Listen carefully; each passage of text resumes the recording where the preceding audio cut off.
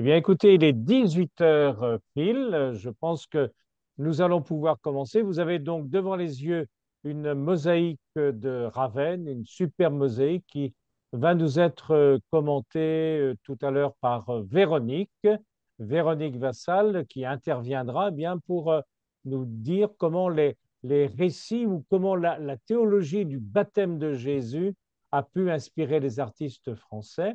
Donc, nous avons ce soir pour ce webinaire, nous avons trois intervenants, Stéphane Beauboeuf et Christophe Rimbaud pour la Bible, et puis Véronique Vinsal qui exceptionnellement nous rejoint en spécialiste de l'art. Alors, on va peut-être... Véronique, vous voulez dire un mot sur l'image? Brièvement, 2 minutes. Brièvement, donc c'est l'image de la coupole du baptistère des Ariens et donc qui représente le baptême du Christ, accompagné évidemment la personnification du fleuve Jourdain et de Jean-Baptiste. Donc ce Donc, décor le se monsieur détache, Baptiste, c'est pas Dieu le Père, c'est le Jourdain. c'est le Jourdain, tout à Voilà. fait. Mais je vous en dirai Ça plus tout aurait à été l'heure, bien, je on aurait eu laisse. la Trinité, hein, l'Esprit Saint, Jésus et Dieu le Père, mais non, mais non. Non, Dieu le Père, il est présent, mais il n'est pas représenté. tout à fait. Bien, mais on a ici des éléments narratifs, la colombe de l'Esprit Saint, Jésus dans l'eau du Jourdain et Jean le Baptiste. Stéphane Beauboeuf, je vais vous passer directement la parole, donc si vous voulez bien. Alors, il faudrait Véronique, que l'on n'ait plus votre image, si vous pouvez l'ôter. Oui. Alors, excusez-moi. De façon à ce que l'on ait Stéphane directement.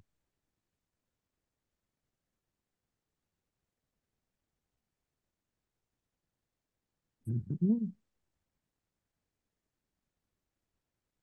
Emmanuel, si vous êtes présente, pouvons-nous ôter l'image, s'il vous plaît? Ah, on a quelqu'un qui nous écoute depuis Catania, en Sicile, Carmelo.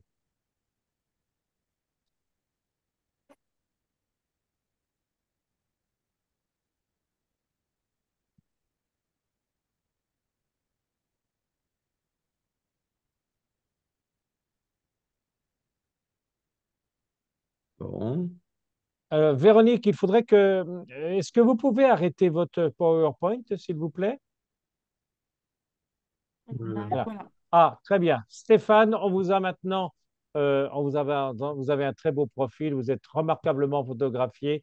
Alors, Ah, alors on peut sur commencer. sur les récits, on a vu l'Esprit Saint, on a vu Jean-Baptiste, on a vu oui, la colombe de l'Esprit Saint, on a vu Jésus et le Jourdain.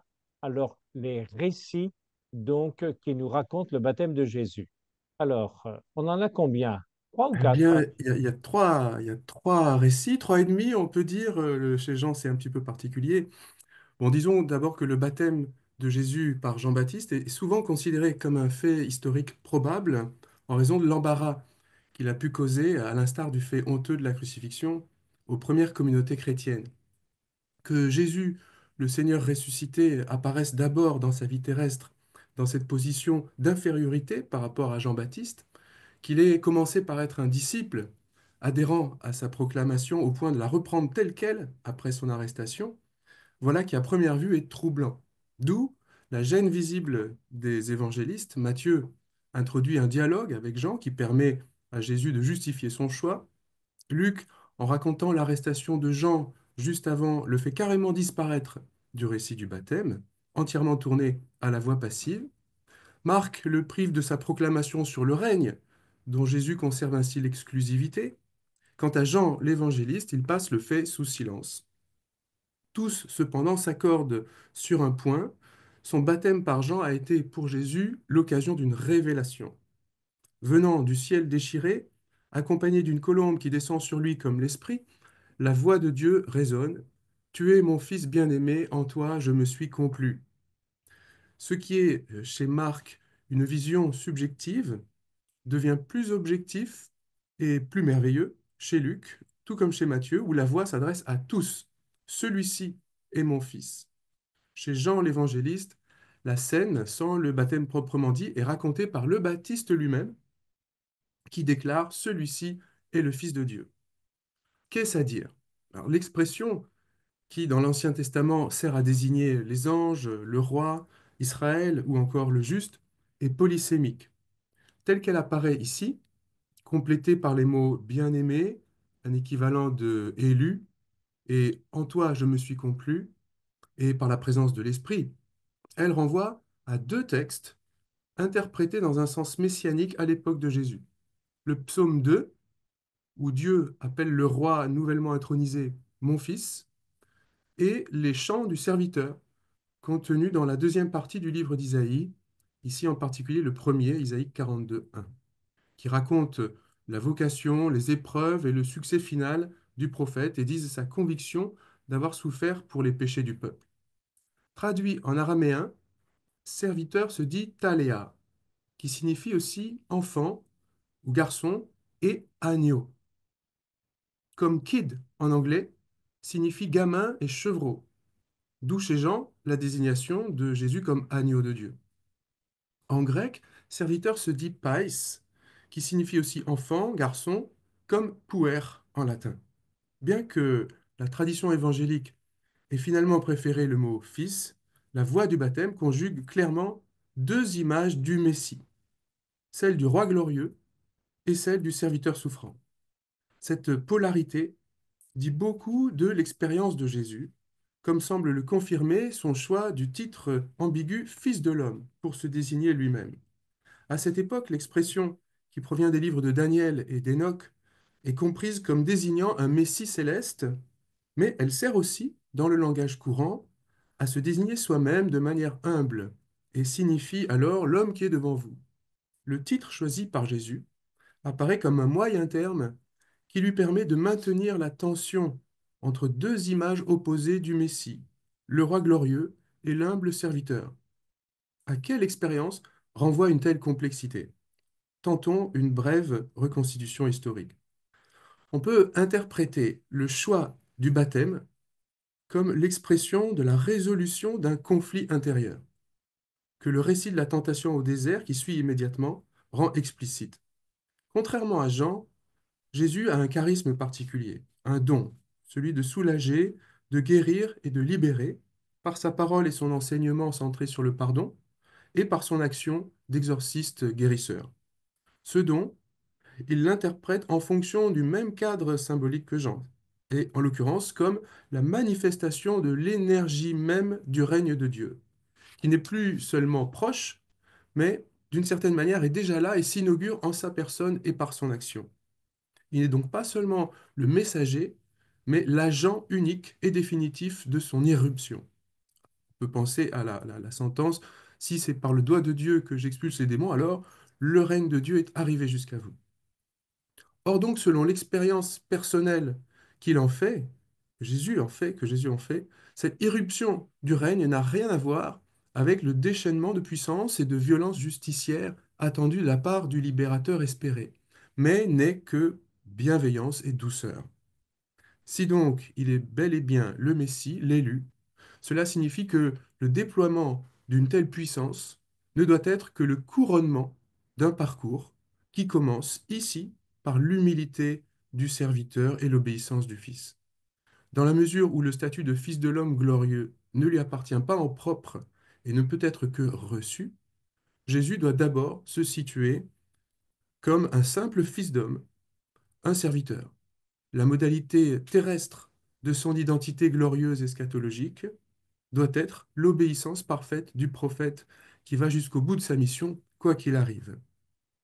Ainsi, en se présentant lui-même comme fils de l'homme, fils d'homme, Jésus dit en même temps, sans mentir et sans rien imposer, sa personnalité eschatologique et sa personnalité présente, à celui qui a des oreilles de percevoir celle-là à travers celle-ci, et de le suivre dans sa foi. Or, la proposition de Jean-Baptiste, précisément, invite à renoncer à tout orgueil et à adopter la seule attitude qui convienne à la créature en face du Créateur, l'humilité. Dans son rite, cette humilité s'exprime sous l'aspect moral du repentir, celui qui correspond le mieux à l'orientation éthique d'un enseignement visant à améliorer la vie des gens les relations et la situation du pays.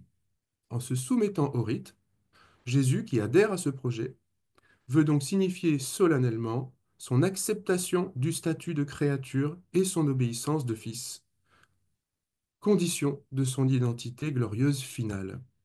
La voix qui résonne lors de son baptême vient alors attester qu'en faisant ce choix, il sort victorieux de l'épreuve morale que lui impose le statut d'élu qu'il croit être le sien.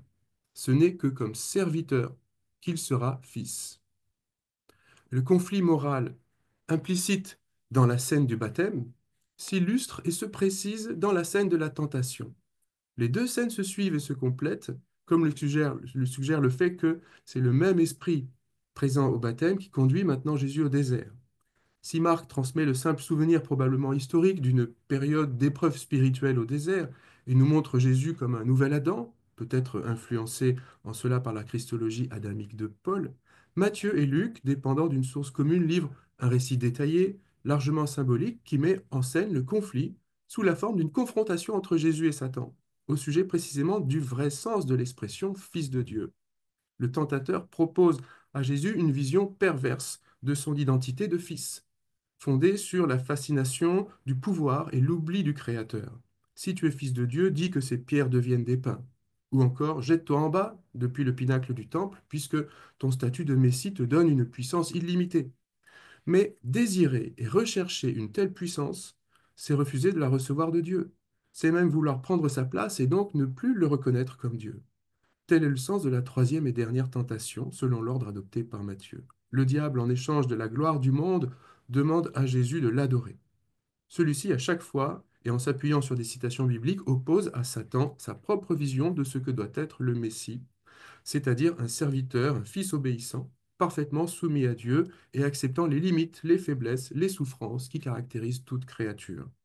Jésus sort ainsi victorieux de l'épreuve de l'orgueil. Matthieu suggère que cette victoire est déjà manifeste dans le choix du baptême.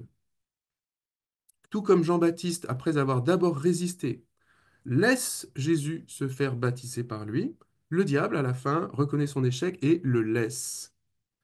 Mais la victoire ne sera totale que lorsque Jésus aura accepté d'obéir jusqu'à la mort.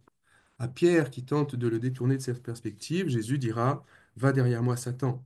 Suspendu à la croix, il entendra des moqueries dans lesquelles résonne encore la voix du tentateur: Si tu es fils de Dieu, descends de la croix. Ces contacts verbaux montrent bien que le récit de la tentation au désert est une réflexion théologique sur la notion de fils et sur l'épreuve qu'elle impliquait pour Jésus durant sa vie publique. Couplé à celui du baptême, il suggère que l'identité de Jésus et son projet sont d'abord formés moyennant une critique du messianisme que les chrétiens après Pâques ne feront que reprendre et amplifier. Merci Stéphane. J'aimerais quand même revenir sur une petite chose là. C'est et l'eau dans tout ça là. Pourquoi un baptême d'eau? C'est le baptême, c'est pas le baptême chrétien ça là. Non, C'est- effectivement, c'est la proposition de Jean-Baptiste, c'est ce qui est caractéristique du projet de Jean-Baptiste, utiliser ce rite d'eau pour provoquer un engagement chez les gens. Et à travers le rite, il y a les enjeux émotionnels, disons, de la décision, de la conversion, du repentir, Et ils donc deviennent Jésus, il a besoin maximums. de cet enjeu émotionnel de montrer l'engagement comme n'importe qui là. Ben oui, oui, oui, oui. Et certainement, peut-être que ça a été pour lui l'occasion d'un bouleversement. Enfin, c'est ce que suggère la scène racontée par les évangélistes, et l'occasion d'une révélation. Et c'est peut-être le rite favorise certainement ce genre de manifestation psychologique, de révélation, et ouais, qui change la vision qu'on a de soi-même ou révèle quelque chose qui était caché, qui était en germe et qui là maintenant va pouvoir s'exprimer. Alors, je précise à tous nos auditeurs que pendant que nos intervenants parlent et nous présentent ce qu'ils ont à dire là sur le baptême de Jésus, ce que vient de faire Stéphane, en élargissant le propos non seulement à la scène du baptême, mais à celle des tentations et jusqu'à la crucifixion, eh bien, vous avez le chat hein, et vous pouvez poser quelques questions. Alors, il y en a une là que j'ai ressortie et qui concernait justement l'importance de l'eau du baptême. Moi, j'avais toujours cru que c'était un baptême de conversion, voilà, et que c'était pas forcément. La conversion, c'est évidemment un engagement, hein, mais des gens me disent toujours, mais enfin, est-ce que Jésus avait besoin de conversion? Quand même pas, puisqu'il est justement révélé comme Fils de Dieu. Je vais passer tout de suite la parole à Christophe là, mais Stéphane, tu veux répondre Oui, là-dessus? un mot là-dessus. Jésus exprime son humilité, en fait, Oui, son statut d'accord. de créature. Et une créature ben, est soumise à toutes les limites voilà, qui concernent la créature.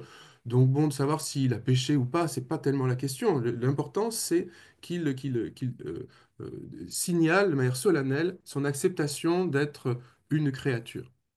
Bien, alors si je comprends bien, il accepte d'être une créature. Il y a ici donc la présentation de l'humilité de celui qui est le Fils de Dieu, qui dit de plusieurs manières. Je vais passer la parole à Christophe Rimbaud, donc, qui est professeur à l'Institut catholique de Paris et qui est spécialiste de Paul. Quand Paul parle du baptême, est-ce qu'il évoque le baptême de Jésus ou bien en Jésus? Christophe, à toi. Alors, je vais partager un écran. Bonjour à chacun, chacune. Et Voilà. pendant qu'il fait des petits problèmes techniques, n'oubliez pas d'avoir la main près de l'ordinateur pour poser vos questions au fur et à mesure de l'exposé. Voilà, je partage mon écran. Voilà. Est-ce que c'est lisible? Avec baptême, avec Paul, le baptême avec Christ. et en Christ, chemin Voilà, de chemin de métamorphose. métamorphose. C'est Voilà. parfait. Alors, n'oublions pas que Saint Paul parle du baptême à une communauté particulière, que ce soit aux Romains, que ce soit aux Corinthiens, que ce soit aux Galates. Et donc, il va expliquer le baptême pour les croyants à partir du Christ. Et donc, qu'est-ce que nous pouvons retenir? Trois points, si vous voulez bien. Vous l'avez sous les yeux ici avec ce partage d'écran. Premier point, le baptême et le mouvement de la croix. Et puis ensuite, point 2, le baptême et le chemin de métamorphose. Et troisièmement, le baptême et la vie en Christ. Je vais m'appuyer sur les textes. Tout d'abord, le baptême et le mouvement de la croix. Quand je dis le mouvement de la croix, trop souvent, la croix, on a en tête, quand on évoque la croix, l'instrument de la croix uniquement, un instrument statique. Chez Paul, dès qu'il s'agit de la croix, il s'agit du passage, il s'agit du processus pascal, passage par la mort vers la vie, passage par la mort et par la résurrection. Il s'agit donc pour le baptême de prendre conscience que c'est ce passage par la mort vers la vie par la résurrection qui est en jeu. Le principal texte où il est question du baptême, c'est la lettre aux Romains chapitre 6, qui est d'ailleurs la seule épître qui soit lue au cours de la veillée pascale. Et il va de fait insister sur ce baptême, mouvement de la croix, on passe par la mort vers la résurrection, et qui va amener au baptême et à la ressemblance du Christ. Avec le Christ, nous sommes alors avec le Christ en ressemblance. Le texte majeur, Romains 6, vous l'avez ici sous les yeux. Et je passe tout de suite au verset 3 jusqu'au verset 8. Ne le savez-vous pas, nous tous qui par le baptême avons été baptisés, unis au Christ en fait, unis au Christ Jésus. C'est à sa mort que nous avons été unis par le baptême. J'attire votre attention sur le jeu des prépositions. Nous avons ici eis, nous avons été baptisés dans le Christ Jésus. En fait, c'est eis. Il y a un mouvement. Il s'agit par le baptême de s'approcher vers le Christ pour lui ressembler de plus en plus. Et voyez bien qu'il s'agit du Christ et plus précisément du baptême comme chemin vers le Christ. Nous avons été baptisés pour nous rapprocher de Jésus-Christ en passant par sa mort, c'est toujours le verset 3. Nous avons donc été unis par lui, à lui par le baptême, dans sa mort, vers sa mort. Par le baptême, nous nous approchons du Christ en passant par la mort comme lui est passé par la mort. Je poursuis verset 4.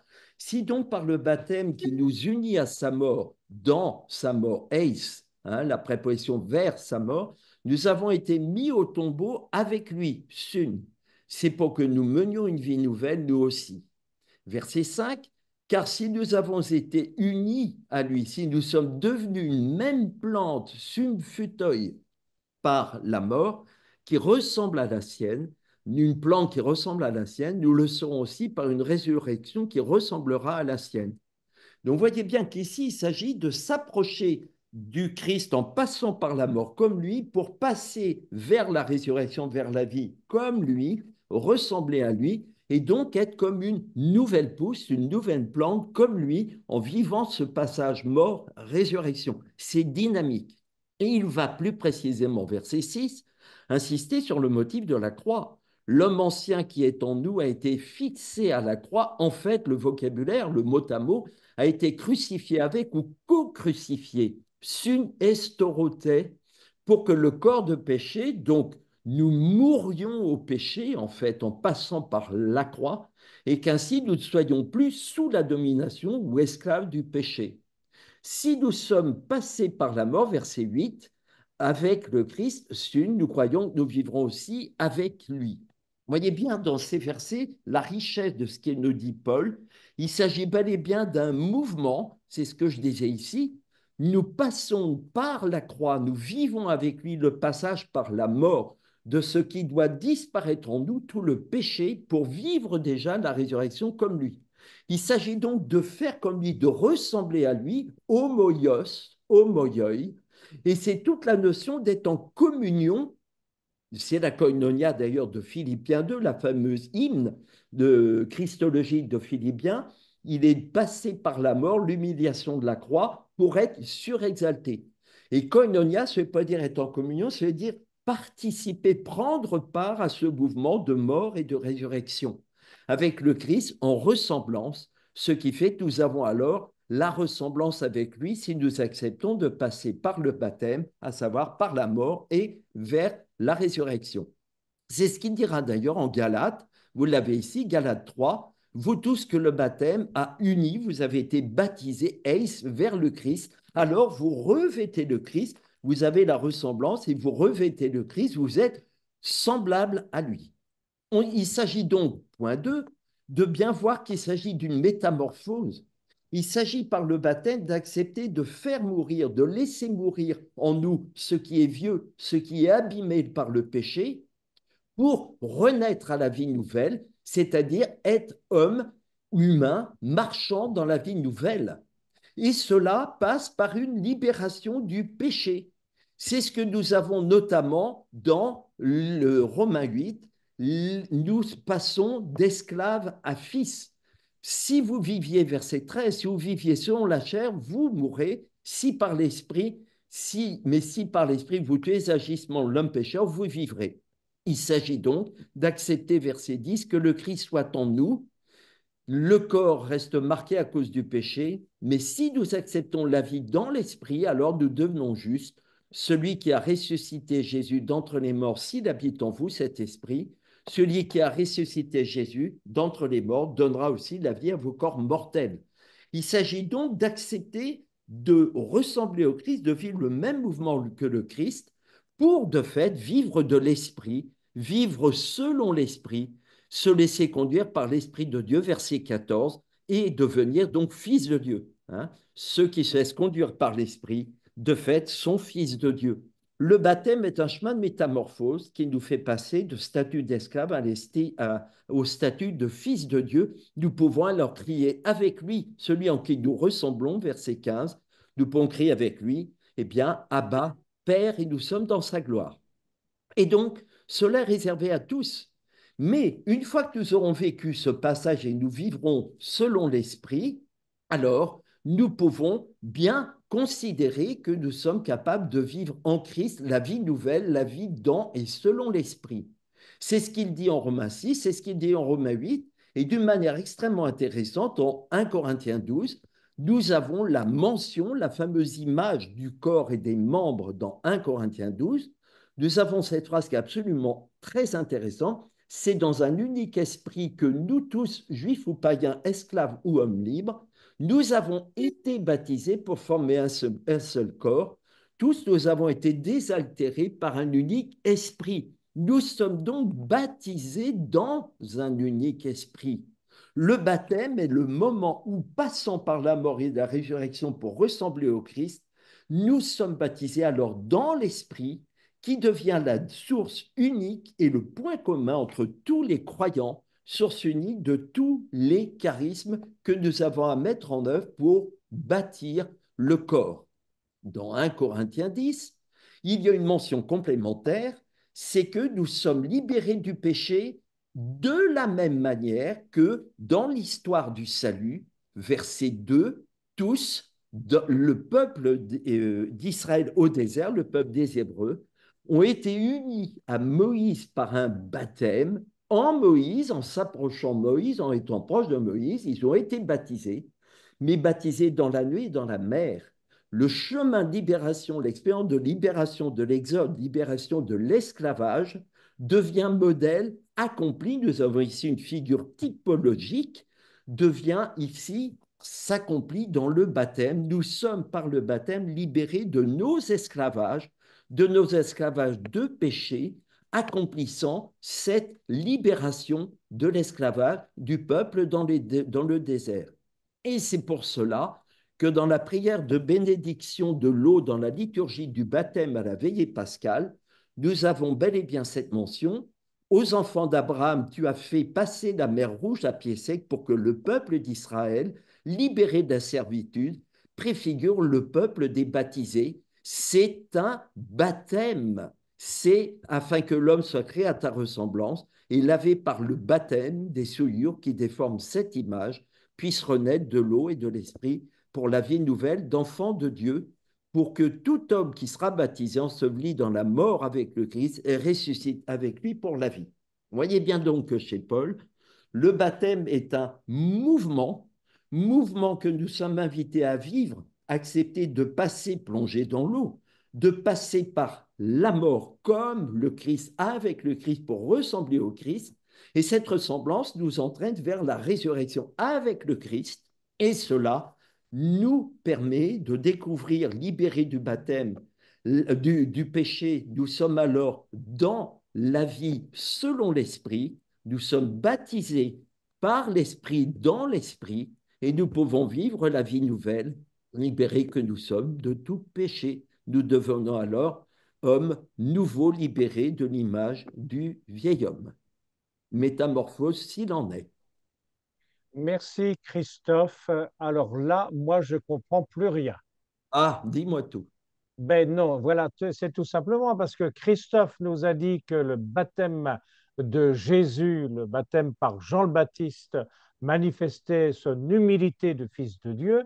C'est Et Stéphane qui dit, c'est ça? ben, Saint Paul, visiblement, nous dit que c'est pas du tout ça qu'il faut retenir. Il a, J'ai il- mal compris? je ne sais pas ce que le lien que fait Paul avec ce qu'écrivent les évangélistes du baptême de Jésus, puisque quand Paul écrit, les Les évangiles ne sont pas ne sont écrits. pas encore rédigés. L'intérêt, le projet de Paul est d'expliquer aux croyants en quoi le baptême est le lieu de la métamorphose à l'image, à la ressemblance du Christ, et ouvre à la vie dans l'esprit. Est-ce qu'on peut penser qu'avec Paul, le rite de la plongée dans l'eau change complètement de signification Et par rapport au rite de la plongée dans l'eau effectué par Jean le Baptiste? alors, il s'intéresse à la manière dont, dans l'eau, le baptême d'eau est complété par le baptême dans l'esprit. C'est-à-dire qu'il va insister sur l'effet du baptême sur le croyant. Il ne statue pas, si vous voulez, un baptême dans l'esprit, baptême dans l'eau. Il prend les deux pour montrer que ce baptême, ou donner sens au baptême, qui consiste à se libérer du vieil homme, se libérer du péché pour grandir vers la ressemblance du Christ. Se Et libérer du donc, vieil homme, se libérer du péché. Tu as insisté tout à l'heure sur la prière de bénédiction de l'eau dans la veillée pascale, dans lequel on a les grandes étapes du salut, en particulier donc le passage de la mer est considéré comme un baptême, si j'ai bien le compris. passage de la mer par Paul est relu dans 1 Corinthiens 10 et est relu comme un baptême, Mhm. insistant sur le fait que le baptême du peuple traversant la mer consiste à être libéré du péché et à avancer à pied sec vers la promesse, le lieu de la promesse. Alors, deux petites questions avant de passer la parole à Véronique qui se prépare. Est-ce qu'il existe un baptême sans eau? Ça, c'est dans le chat. C'est pas écrit chez saint Paul, sauf qu'il ne retient dans 1 Corinthiens 12 que le baptême dans l'esprit. Le baptême dans l'esprit. Donc, alors, ça veut peut-être dire qu'il y avait un rite quand même de baptême d'eau, mais ce n'est pas là-dessus que Paul insiste, hein. Exactement. N'oublions pas que Paul ne décrit pas le baptême, il explique le sens du baptême. Nuance. D'accord. Il parle du sens du baptême. Alors, peut-être une question, on revient un tout petit peu en arrière pour Stéphane, hein. Est-ce qu'il y a un lien avec les purifications rituelles au temple de Jérusalem? Eh bien, en fait, déjà, le baptême de Jean s'oppose au système des sacrifices du temple, hein, puisque Oui, c'est finalement une sorte de critique du système des sacrifices et des purifications continuelles aussi proposées par les pharisiens ou d'autres à cette époque-là. Pour Jean, c'est une fois et le pardon des péchés s'obtient par son baptême. Il n'y a plus besoin d'aller faire des sacrifices au temple. Alors, combien plus après avec le baptême au nom de Jésus et le baptême dont Paul parle, le baptême chrétien. Effectivement, ça rend inutile, caduque, la gestion des sacrifices pour le péché au temple, etc. merci Stéphane. Véronique, nous allons vous passer la parole. Vous avez prévu un petit PowerPoint. Voilà. Si vous voulez bien mettre le micro, s'il vous plaît, Véronique. Mais le micro, Voilà. est-ce que vous voyez les images ou Non, pas encore. pas On vous encore? voit, vous. Alors, Voilà. excusez- Très bien. On voit l'image du baptême du Christ qu'on avait tout à l'heure. mais là, c'est bloqué. Il faut juste que je... Excusez-moi.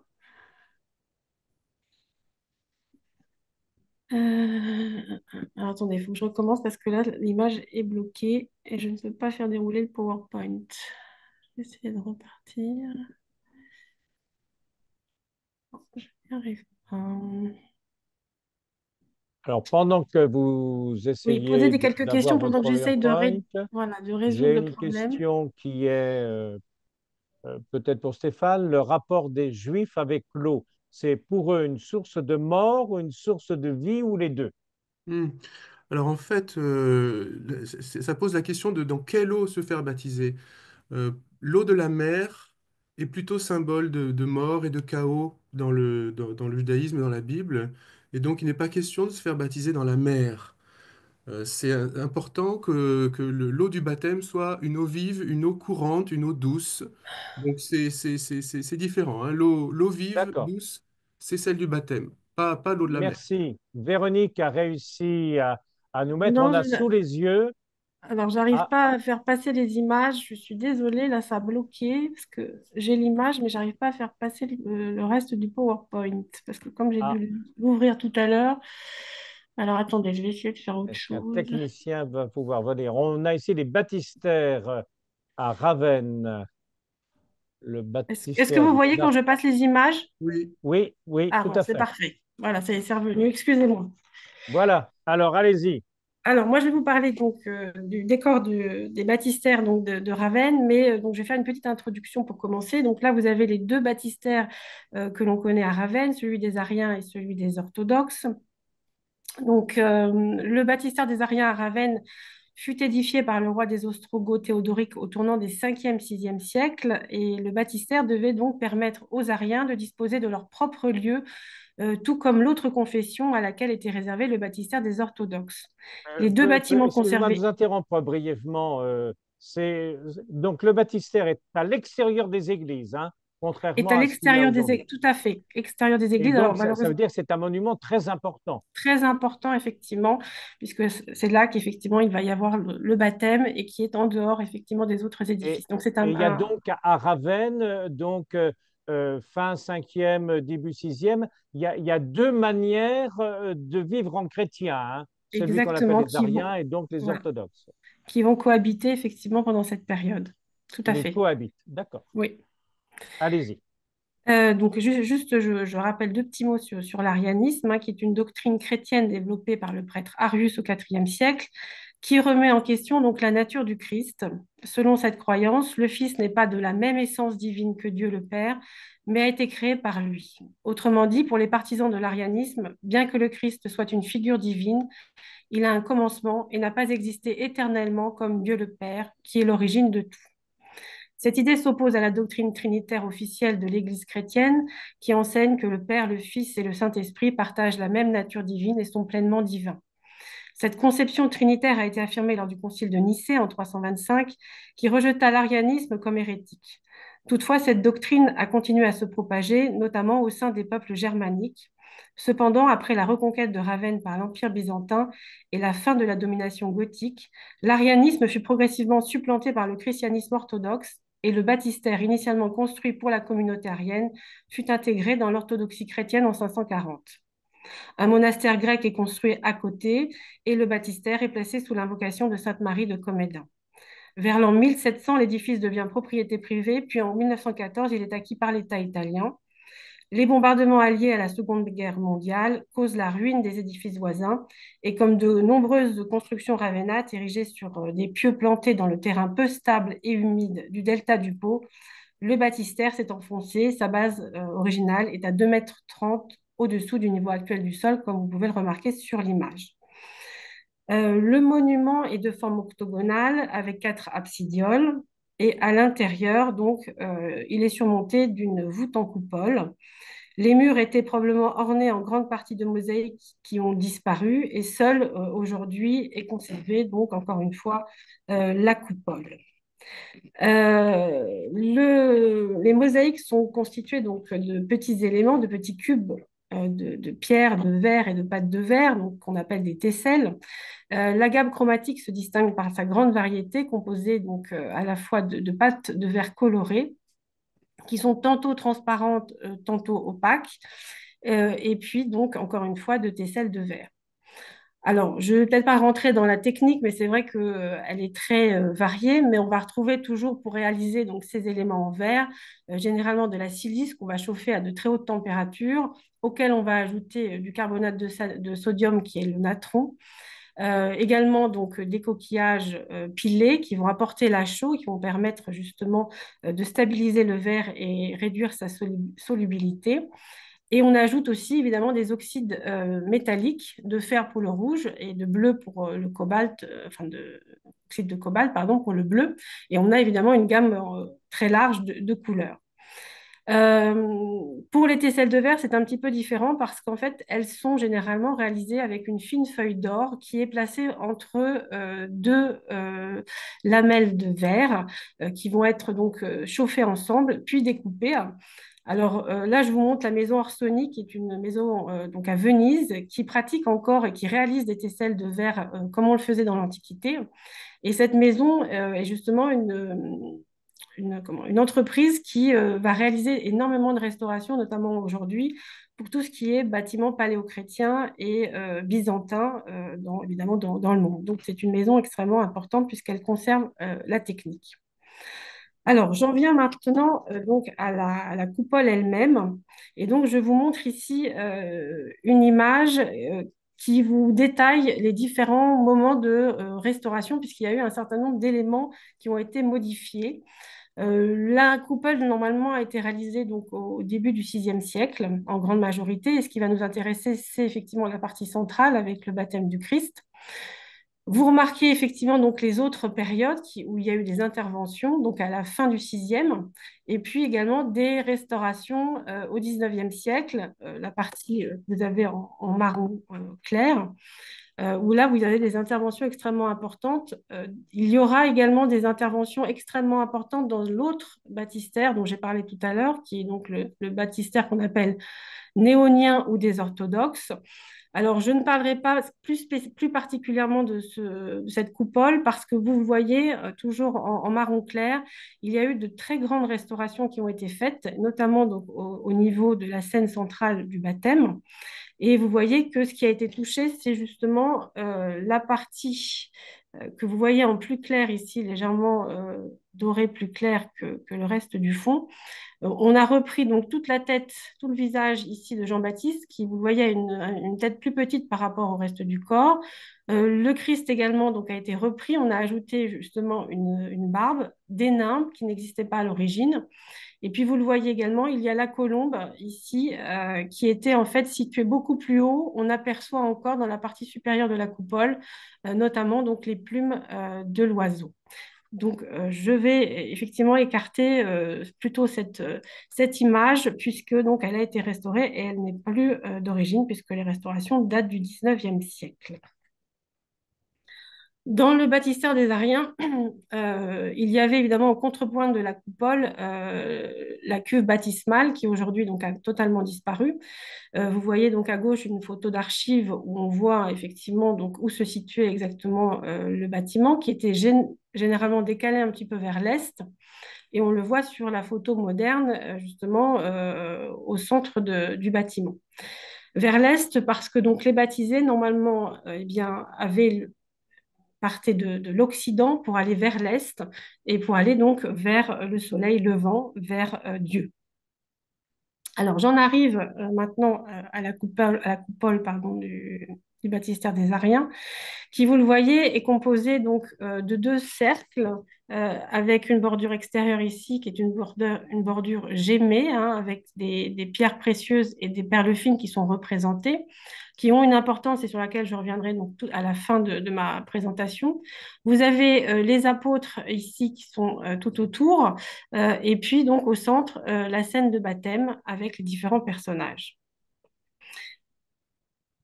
Les apôtres convergent tous vers un trône vide sur lequel on voit un coussin recouvert de pourpre et une croix gémée, qui est donc les timasies. Et je vous montre ici donc l'autre coupole, celle des orthodoxes, où on a la même présentation, donc, mais sur un fond bleu cette fois-ci, avec donc, les apôtres. Les timasies ne se situent pas dans la coupole elle-même, mais en contrebas. Et donc, elle va s'alterner, notamment donc, pour le baptistère des orthodoxes, avec les évangiles qui sont représentés ici, donc les timasies et les évangiles. Alors, j'en arrive à la présentation même donc l'hypéus central, où vous avez ici donc la figure du Christ pardon, au centre, qui est accompagnée, vous le voyez, à sa droite d'une personnification du Jourdain, que l'on reconnaît parce que justement il porte, vous le voyez, probablement un roseau. Il porte également donc des pinces de crustacés. Il a les cheveux longs blanc. Et à côté de lui, vous voyez un vase d'où s'écoule justement le fleuve Jourdain. À la gauche du Christ, il y a donc Jean-Baptiste qui touche la tête effectivement du Christ. Et au-dessus, vous avez donc le Saint-Esprit et l'eau lustrale qui tombe sur la tête du Christ. Alors, cette iconographie donc, du Jourdain est liée à une iconographie ancienne que l'on connaît dans le monde gréco-romain, et notamment ici avec la figure de l'océan. Et donc, justement, ces représentations de pinces sont liées à l'iconographie antique que l'on connaît bien. Ici, le dieu océan que l'on connaît donc à Vienne. Vous voyez qu'également, donc, pour tout ce qui est cours d'eau, les pinces vont être remplacées par notamment donc, des éléments végétaux, comme ici sur cette mosaïque représentant l'Euphrate. Et on connaît également donc, la mosaïque des dieux fleuves conservée à Saint-Romain en Galles. On a beaucoup d'exemples qui nous mettent en présence de cette iconographie qui est attestée dans l'Antiquité. Pour Jean-Baptiste, vous voyez qu'il porte ce qu'on appelle, en tout cas ce qu'on pensait être la pardalide, qui est une peau d'animal. En fait, probablement, il y a une confusion dans les textes antiques, et notamment au travers de Pline, mais aussi d'Isidore, qui font que on s'est trompé, que probablement on a confondu la pardalide avec la girafe, qui est représenté ici, pardon, sur une autre mosaïque, qui est la mosaïque du baptistère diaconicon du Mont Nebo. Et au premier plan, vous voyez donc un personnage qui tient donc une... Bon, faut que j'avance. Qui tient une girafe. Et en fait, on confond effectivement la girafe avec le pardus et avec la pardalide. Euh, Ici, alors, je vais avancer un petit peu pour aller un petit peu plus vite, puisque je vois que le temps tourne et qu'on me dit d'aller plus vite. Donc, je voulais juste venir ici. Alors, le Christ jeune et imberbe reçoit le Saint-Esprit que délivre la colombe. L'oiseau figurant l'Esprit Saint descend sur le Christ. De son bec sort l'eau lustrale. Ici, il est représenté, donc vous le voyez nu, et on voit l'eau qui, justement, laisse apparaître son corps. C'est une volonté de le voir nu, justement, parce que il ne peut se présenter au baptême que dans cette nudité, nudité de l'âme, mais nudité du corps exactement, également. Et notamment, je voulais revenir sur la lecture des épîtres de Saint Paul qui nous éclairait quant au sens de la dévêture et de la vêture. Et je cite, il vous faut abandonner votre premier genre de vie et dépouiller le vieil homme pour vous renouveler par une transformation spirituelle de votre jugement et revêtir l'homme nouveau. Ainsi, l'image de la nudité christique adhère-t-elle à la parole de l'apôtre? La vêture dont parle saint Paul requiert en préparation une nudité de l'âme dont la nudité du corps est la seule possibilité iconographique. La dévêture s'impose donc comme une nécessité symbolique et acquiert ainsi une dimension universelle qui justifie sa récurrence et sa pérennité dans l'iconographie. Alors, je vais m'arrêter là parce que j'ai encore un petit peu, mais je vois qu'on m'a fait signe qu'il fallait que je m'arrête. Merci Véronique. Oui, mais là, vous avez deux images, vous avez mis là deux images un peu qui méritaient un petit peu commentaire. Vous avez dit que l'eau, donc on voit les jambes du Christ, mais excusez-moi, il est bien tout nu, qui Oui, n'est pas oui, tout nu. habituel. Est-ce que c'est dû à la doctrine des Ariens? Alors, probablement oui, parce qu'effectivement, comme il n'est pas d'essence divine pour eux, hein, mais c'est le Fils, un humain, effectivement, on le représente nu. Mais étonnamment, j'ai regardé, effectivement, dans d'autres représentations, il est aussi représenté nu. Par exemple, si je vous montre, non, je ne l'ai pas ici, mais la mosaïque donc, de l'autre baptistère, il est Oui, représenté également nu. Or, c'est une d'accord. église, effectivement, Ok. orthodoxe. Alors, j'ai une petite question. Alors, vous avez dit orthodoxe. Est-ce que le mot orthodoxe, pour nous, on entend d'abord les orthodoxes, donc ceux qui, euh, après 1075, sont devenus l'Église orthodoxe. C'est pas ça que ça désigne ici, hein? Non, non, c'est pas ça que ça désigne. Ce sont les chrétiens, les premiers chrétiens qui effectivement euh, s'implantent et justement vont être reconnus comme étant la doctrine principale de la chrétienté. D'accord, voilà. Donc, les Ariens, ce sont ceux qui sont borderline du point de vue C'est ça, doctrine, hein, voilà, c'est ça. Et les orthodoxes, c'est ceux qui sont dans la vraie vérité. Nous sommes orthodoxes c'est ça, de ce point de vue-là. tout à fait. Bien, merci à vous sur ce commentaire. Donc, et je trouve assez étonnant qu'à Ravenne, il y ait eu la, la, la, la cohabitation de deux, finalement, de deux, pas confessions religieuses, mais de deux manières d'aborder le Christ comme fils de Dieu, hein, voilà. Tout à fait.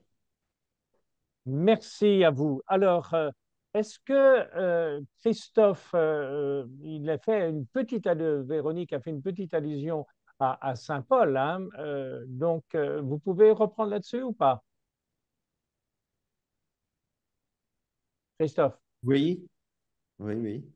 Je disais, Véronique a fait une petite allusion donc à la doctrine de Paul. Finalement, pour le baptême pour le sens du baptême, c'est Paul plus que les évangélistes y compris à Ravenne, qui comptent, Sûr, hein. tout à fait, tout à fait.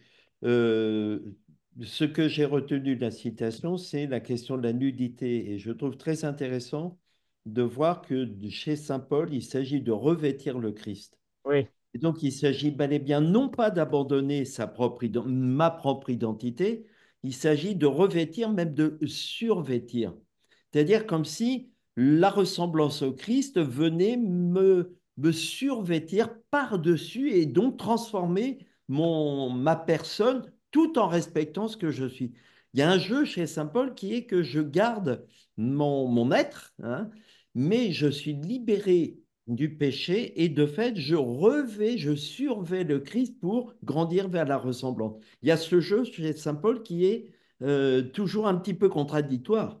Est-ce que je change complètement ou est-ce que je reste comme je suis, mais je suis transformé par le fait que je n'ai plus le péché en moi et je survais le Christ par le baptême.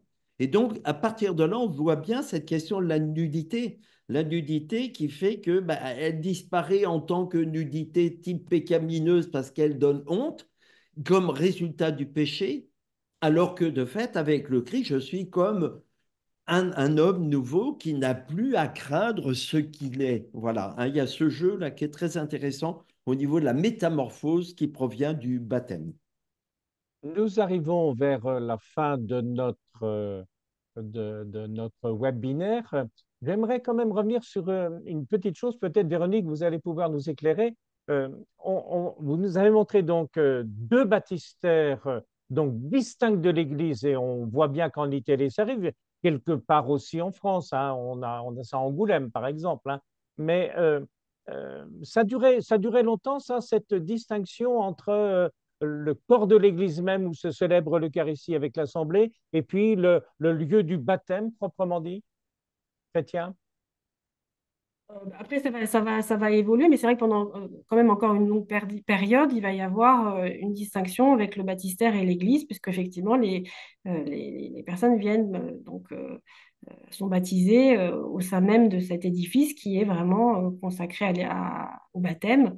Et on va l'avoir jusqu'à ce que, effectivement, j'ai plus la date en tête, parce que je n'avais pas pensé à cette question. On en a encore au 12e, 13e, Voilà, mais douzième, voilà. Après, ça va changer quand on va passer au baptême des enfants et que ce ne sera ah plus oui, des baptêmes d'adultes. Et qu'effectivement, ce ne sera plus par immersion, mais au contraire par le contact de l'eau. Et effectivement, il va y avoir une évolution à l'époque du Moyen Âge. bien. Alors, tout le monde a pu admirer il n'y a pas tellement longtemps le nouveau baptistère de Notre-Dame de Paris, qui n'a rien à voir avec les grands baptistères monumentaux, mais qui nous dit bien que de l'entrée de l'Église par le baptême, nous allons jusqu'à l'autel où se célèbre le corps du Christ. Merci à vous tous de votre participation. Évidemment, Véronique, je vous ai un petit peu bousculé pour aller vite.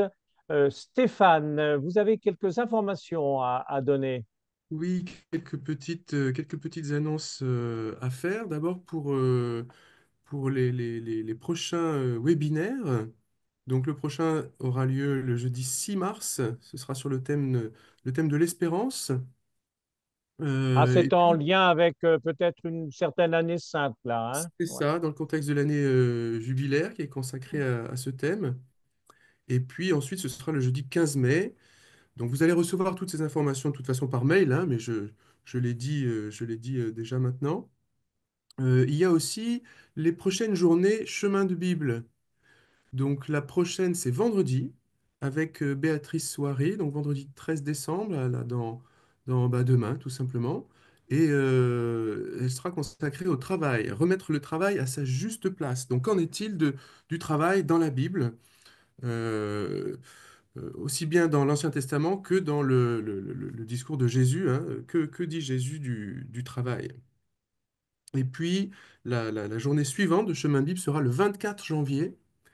Elle sera animée par Jean-Marc Liotto, qui est un théologien qui est formateur et accompagnateur spirituel à Fondatio, et ce sera consacré au thème Sommes-nous condamnés au tout contractuel? Là encore, avec une exploration biblique de ce thème. Voilà pour les nouvelles. Il y a aussi évidemment le second semestre qui va commencer à l'Institut catholique de Paris, avec des nouveaux cours de Bible qui commenceront à cette occasion-là. Donc les inscriptions sont ouvertes et vous pourrez trouver tout ça sur le site de l'ICP. Alors j'ai vu aussi que certains